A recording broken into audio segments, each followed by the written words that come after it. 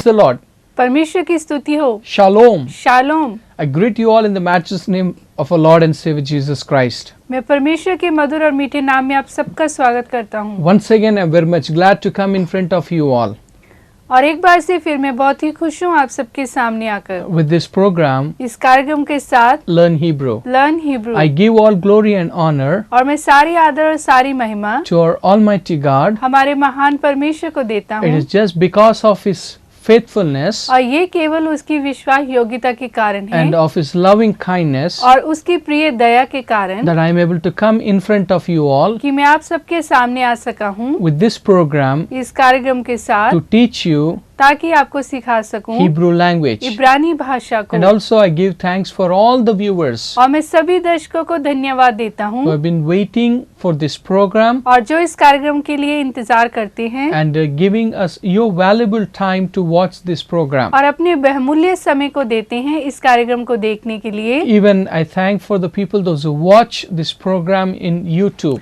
और धन्यवाद करता हूँ उन सभी दर्शकों के लिए जो YouTube के द्वारा इस कार्यक्रम को देखते हैं। And this is my prayer और ये मेरी प्रार्थना है that God continuously bless you all और परमेश्वर लगातार आपको आशीष करता and रहे enrich you in His word. ताकि आप उसके वचन में बढ़ते जाएं That you may able to understand what His word is all about and that you may come closer to God. ताकि आप जान पाए कि उसका वचन क्या कहता है और उसे जानने के द्वारा आप उसके नजदीक जा सके। And also thank you for your suggestions and feedbacks. और धन्यवाद करता हूँ आपके सुझावों के लिए और आपके फीडबैक के लिए। Even calling to me and sharing of your prayer matters and also talking about the program. और धन्यवाद करता हूँ जैसे आप मुझे कॉल करते हैं और अपने प्रार्थना के बारे में मेरे से मांग करते हैं। So may the Lord continuously bless you all. और परमेश्वर लगातार आपको आशीष करता And रहे। as we have been learning about और जैसे कि हम यहाँ पे सीख रहे हैं the titles which are given for the word of the Lord in the Old Testament, और उन नामों को जो परमेश्वर के वचन के लिए उपयोग किए गए हैं पुराने नियम में। and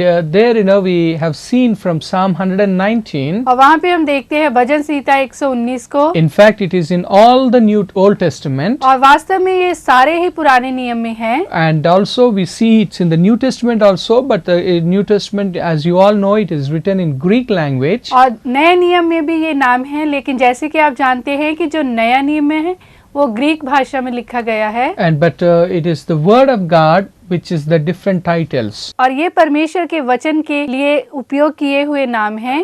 And as I said that there are 10 titles. और जैसे कि मैंने आपको बताया कि ये 10 नाम हैं। And by the grace of God, और परमेश्वर के अनुग्रह से we have covered 9 titles और हमने अब तक जो 9 नाम को सीख लिया which है God had given the names to His word. और वो नाम जो परमेश्वर ने अपने वचन के लिए दिए। And I believe that you all are thorough with those 9 titles.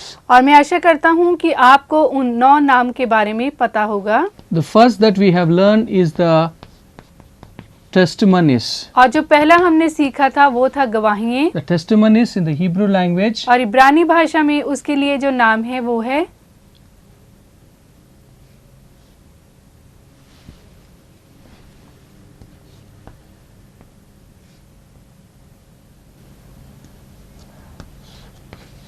It is the word that iyot. और ये है इयोत। As you all know that it is a ayin which is silent. और जैसे कि आप सब जानते हैं ये आइन है जो कि साइलेंट है यहाँ पे। And then sare, और फिर सरे, dalet, दालेत, holem vav, Holam wow and then tau. और फिर टाव। So iyod, इयोत it's the testimonies. और जिसका अर्थ है कि गवाहियाँ। And the second that we have learned is the commandments. और जो दूसरा हमने सीखा था वो था आज्ञाएं।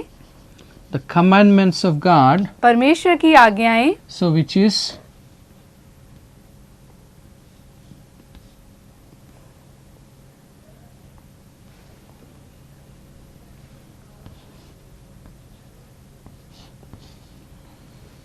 that it is mitzvot. और ये है मित्तोस। So which is about mem. और ये है mem. And ayin. Ayin. Hirek. And then sade. Hirek then sade. And it is the silent. और यहाँ पे ये साइलेंट है। And then we come to the point of it's a feminine. और ये जो यहाँ पे स्त्रीलिंग है which is the वाव, होलम वाव, जो कि है होलम वाव and then tau. और फिर tau So mitzvot, मित्सोट, which means it's a commandments. और जिसका अर्थ है कि आज्ञाएं, And third, और जो तीसरा था we have learned it's a precepts. और जिसका अर्थ है कि उपदेश, Precepts is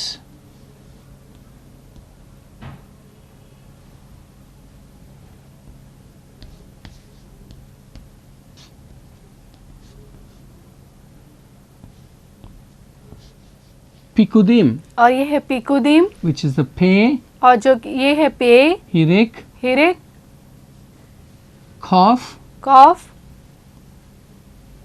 kibus, kibus, dalet, dalet, hirik yod, hirik yod, and final form of mem. और मैम की final form Pikudim, pikudim, which is the precepts. और जिसका अर्थ है कि उपदेश, And the fourth word और जो चौथा शब्द था that we have learned is the word. और जो हमने सीखा था वो है वचन, It is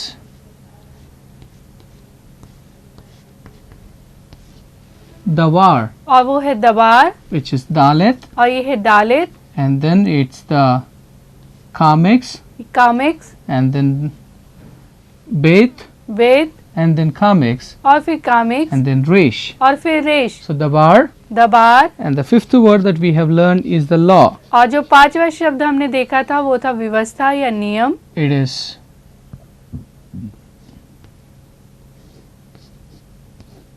Torah, तोरा, which is tau, जो कि है टाओ, holem vav, होलेम वाव, resh, रेश, kamex he. कामिक्स है, Torah, तोरा, which is the law. जिसका अर्थ है कि कानून, And sixth one और छठवा था we have learned is the way. जो हमने सीखा था वो है मार्ग, It is ये है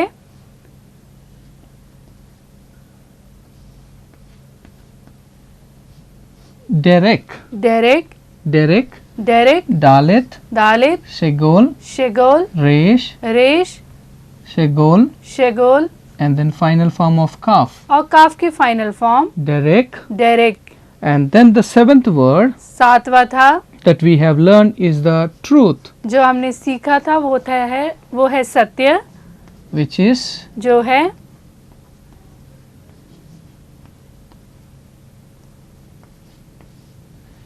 emit, emit, which is to say aleph, और ये है Alif, then atef shegol, आटिफ, शेगोल, mem ma'am, shegol, शेगोल, and then tau, और फिर टाओ, which is emit. और जिसका अर्थ है कि emit, So it is testimonies, testimonies, iod, योद, commandments, आज्ञाएं, mitzvot, मित्तोस, precepts, उपदेश, pikudim, पिकुदीम, word, शब्द, dabar, दबार, law, व्यवस्था, Torah, तोरा, way, रास्ते, derek, डेरिक, truth, सत्य, emit. Emit, And eighth one और जो आठवां था is the judgments. वो था न्याय,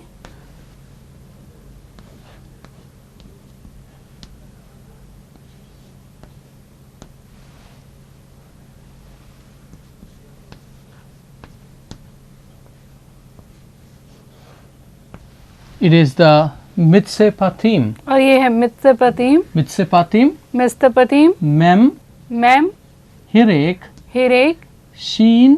शीन, It is the sheva, और ये है Shiva which is the silent, जो कि साइलेंट है यहाँ पे, and then pe, पे, and then kamex, और फिर comics, tet, teeth, hirek yod, hirik yod, and the final form of mem. और मैम की final form So mispatim, मिस्पतिम, which means the judgments. और जिसका अर्थ है कि न्याय, And then last week we have learned और जो पिछले सप्ताह हमने सीखा था which is the righteous, जो कि है धार्मिकता, which is righteousness. धार्मिकता, The word that righteousness is और जो धार्मिकता के लिए इब्रानी भाषा में शब्द है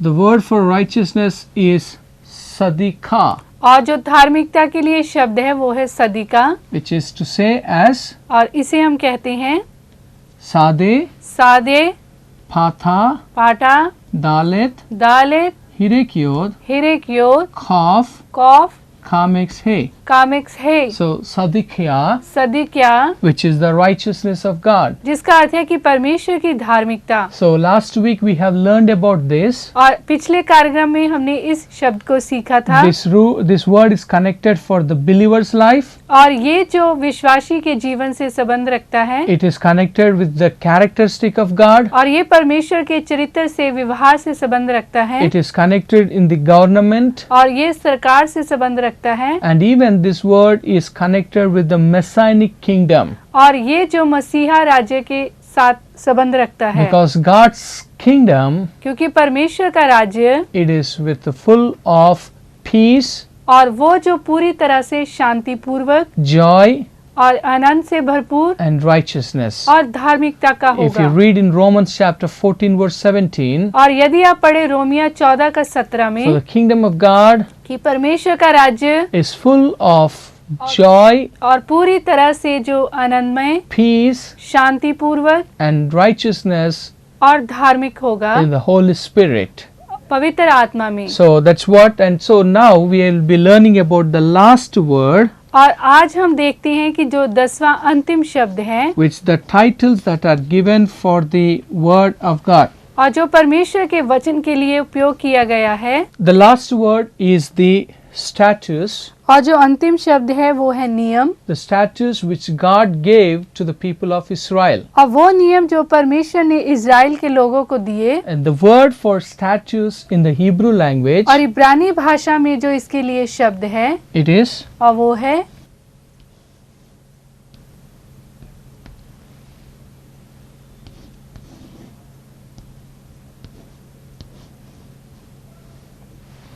the word for this is, और इसके लिए जो इब्रानी भाषा में शब्द है, it is kukim. और वो है कुकीम, Kukim. कुकीम। It is like, we see it is a het, और ये जो यहाँ पे है वो है हेत, ch, CH, and then और फिर it is the kibbutz, और ये है किबूस, and kaf, cough, and then hirekiot, फिर hirek yod, and the final form of mem. और मेम की final form. This is the word that we see kukim. और ये शब्द है जिसे हम कहते हैं कुकीम। And basically this word status और ये जो शब्द है नियम, that got of two different Hebrew words. और ये दो इब्रानी भाषा के अलग शब्दों से बना है। The one more word that we see, और जो एक और शब्द हम देखते हैं,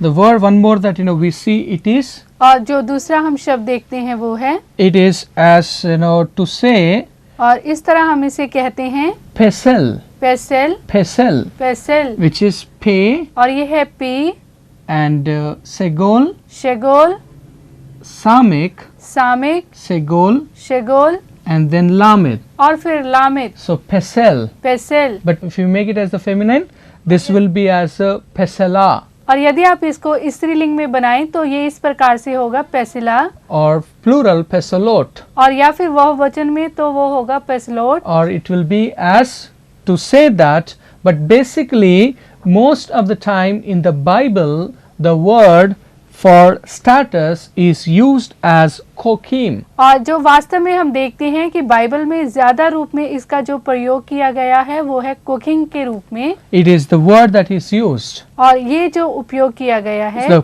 pokim, which means it is the kukim. और ये जो शब्द है कुकीम, Kukim is coming from this word. Basically this word comes from, और जो वास्तव में ये जो शब्द है वो आता है it is as ko. को शब्द से, It's like we see here it is as, here we see it is as a het, और यहाँ पे आप देख सकते हैं हेत को, and then we see about holam, और फिर होलम, and then kof. और फिर कॉफ, So it's the kok. और ये है Kock. It is coming from this word kok. और ये जो वास्तव में मूल रूप से को शब्द से आया है, And this word, और ये जो शब्द है, the meaning that we see, it is law और इसका जो हम अर्थ देखते हैं वो है कानून, or rule, शासन, or और this is to say rule or law और यहाँ पे आप देख सकते हैं कानून या शासन, or we see it is as something कुछ है, prescribed, कुछ उपदेशों को, something prescribed, और कुछ उपदेश or या we see enactment. We have of this four meanings that comes from this Pukim. और हमारे पास यहाँ पे जो चार अर्थ है जो कि कुकिम शब्द से आते हैं, It is law, और ये है नियम, rule, शासन or something prescribed. और कुछ उपदेश. Okay, something prescribed, it is the term which is used for doctor who gives prescription for the patient. और ये जो इसके लिए उपयोग होता है, जैसे कि एक डॉक्टर जो अपने पेशेंट्स को कुछ दवाई देता है, So, he gives the prescription. और वो उसे जो दवाई देता And है, with that prescription, we go to the store. और उसे लेकर हम जो मेडिकल स्टोर में जाते हैं, And there, we give the prescription, and basing on those prescription, we get the medicine. और जो डॉक्टर के द्वारा लिखी गई उस स्लिप को लेकर जब हम उसे मेडिकल में देते हैं, तो उसके आधार पे वो उस दवाई को हमें देता So, है. God gave us His status और परमेश्वर ने हमें जो अपने नियमों को दिया, as जैसे a prescription. और एक दवाई की तरह He have given it to us उसने हमें दिया, that we need to read, ताकि हम उसे पढ़ें, and by reading that, we need to correct ourselves. ताकि हम उसे पढ़ें और अपने आप को सही करें. That's what I said. If a person got any sick, और यदि एक कोई भी व्यक्ति जो बीमार होता he है goes to doctor, और वो डॉक्टर के पास and जाता doctor है, prescribes him the medicine, और डॉक्टर उसे दवाई को लिखता है, and doctor says him at what time and how he need to take that medicine. और डॉक्टर उसे बताता है कि किस समय और किस प्रकार से इस दवाई को लेना And if है. you do with this thing, and you'll be cured from your disease or from your sickness. और यदि आप इसका इस तरह से प्रयोग करेंगे तो आप अपनी बीमारी से चंगे हो जाएंगे. So in the same manner, और उसी प्रकार से like we may have of various things in our spiritual life or in our Christian life, और हमारे जीवन में और हमारे आत्मिक जीवन में बहुत सी जो बातें होती हैं, where we need to correct ourselves, और यहाँ हमें अपने आप को सही करना where we होता need है, to cure ourselves. और यहाँ हमें अपने आप को जो ठीक करना होता है, And to cure ourselves, और अपने आप को उस बीमारी से चंगा करने so के लिए God had prescribed of those things for our spiritual sickness. और परमेश्वर ने हमारे लिए उस वचन की दवाई को दिया ताकि हम अपनी जो आत्मिक बीमारियों को ठीक कर So when सकें. you go through that scripture, और जब आप उस वचन को पढ़ते हैं, and when you practice of that thing, और जब आप उन बातों का अभ्यास करते हैं, and that is what is the rule, or that is what the thing that God has given to us. और वही नियम है जो परमेश्वर ने हमें दिए So हैं. that's what it is, the law, और ये है नियम, rule, शासन, or something prescribed, और जो कुछ उपदेश या दवाई दिया गया, or enactment. और एनएक्टमेंट. So it's a enactment, which means that you need to act for certain things. और आपको कुछ कार्य करना है कुछ बातों के लिए. As I told that this word comes from this koch. और जैसे कि मैंने आपको बताया, ये जो शब्द है वो आता है को शब्द से. So the meaning for koch, और जो कोक का अर्थ है it is ordinances. आज्ञा.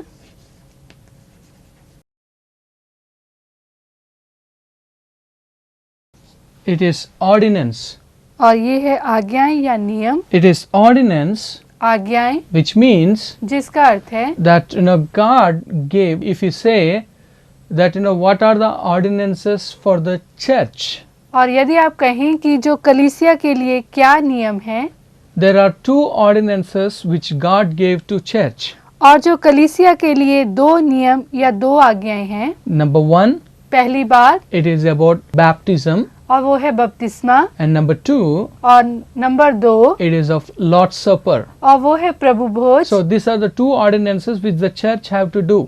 और ये दो बातें हैं जो एक कलीसिया में होनी चाहिए. So that's what we see the word koch, और इसलिए हम यहाँ पे देखते हैं जो शब्द है Kock, which comes from the word of kukim. और जो कि आता है शब्द कुकिम से. So kukim, which is to say about the thing which God had prescribed. और कुकीम जिसका अर्थ है कि जो परमेश्वर ने बातें कही, It is like, God had prescribed or God had certain requirements from our life. और परमेश्वर कुछ बातों को हमारे जीवन से चाहता है। So it is simply to say that और साधारण शब्दों में हम इस प्रकार से कह सकते हैं, the word kukim, और ये जो शब्द है कुकीम, or which comes from the word of kok, और जो कि आता है शब्द कोक से, which is ordinances, और जिसका अर्थ है आज्ञा या नियम, or it is to say the requirement. और या फिर जो कुछ रिक्वायरमेंट करना।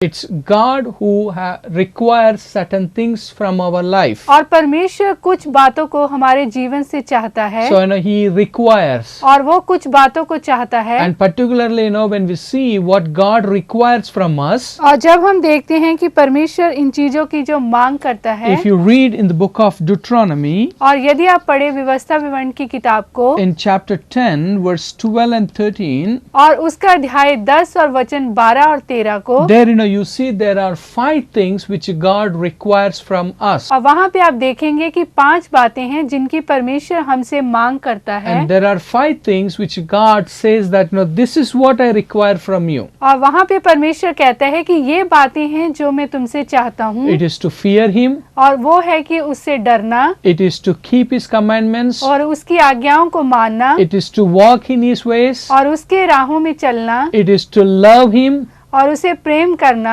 And it is to serve Him. और उसकी सेवा So करना। that's what it is the 5 things. और 5 बातें हैं, It's to fear. और उसका डर रखना, It is to keep. और उसकी आज्ञाओं को मानना, It is to walk. और उसके राहों पे चलना, It is to love और उसे प्रेम करना, and serve. और उसकी सेवा So करना। among this, the very important thing that God requires from us is to fear the Lord. और जो उनमें से सबसे जो महत्वपूर्ण बात है वो है परमेश्वर का भय मानना। That's what if you read in the 1 Samuel और यदि आप पढ़े पहला सैमुअल chapter 12 और उसका अध्याय 12 को, verse 23 and 24, और उसका जो 22 और 23 वचन में, when the people of Israel they have committed sin against God और जब इज़राइल के लोगों ने परमेश्वर के विरोध में पाप किया by asking a king for them, और उनके लिए एक राजा की मांग करने के and द्वारा, then Samuel said to them, और सैमुअल को भेजा गया, and Samuel said to them that it is not only that I will pray for you, और सैमुअल ने कहा कि केवल मैं आपके लिए प्रार्थना ही नहीं करूंगा, but I will teach और मैं आपको सिखाऊंगा the status